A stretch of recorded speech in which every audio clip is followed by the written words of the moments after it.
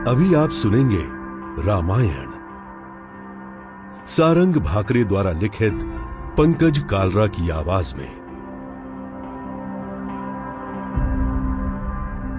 रामायण सुंदरकांड भाग 4।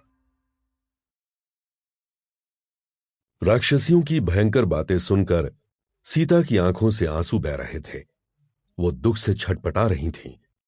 अब उन्हें शोक पर काबू पाना मुश्किल हो गया था।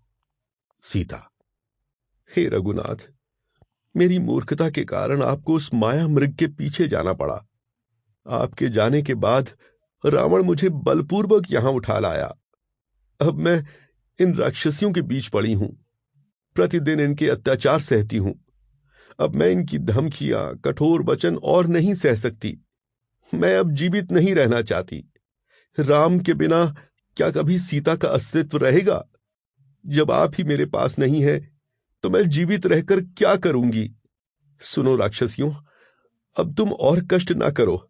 तुम मेरे टुकड़े टुकड़े कर डालो, मेरा जीवन समाप्त कर दो। मैं जीवन के भय से रावण का कोई प्रस्ताव स्वीकार नहीं कर सकती। परंतु ध्यान रखना, मेरे रघुनाथ जब इस पाप की नगरी में आएंगे तब राक्षसों के शव बिछेंगे, लंका धूं धूं कर जल उठेगी। ऐसा एक भी घर नहीं बचेगा जहां राक्षसी अपने राक्षस के शव पर बिलख बिलख कर रो नहीं रही होंगी।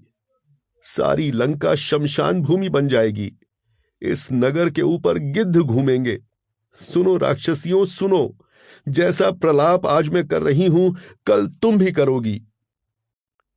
सीता के मुख से निकलते हुए भयंकर कठोर शब्दों को सुन राक्षसियों को क्रोध आ गया। दुर्मुखी क्रोध में तलवार नचाती, पैर पटकती सीता के पास आई। दुर्मुखी, चुप कर मानुषी। तेरे ये आंसू, तेरा ये राम राम करना किसी काम का नहीं है।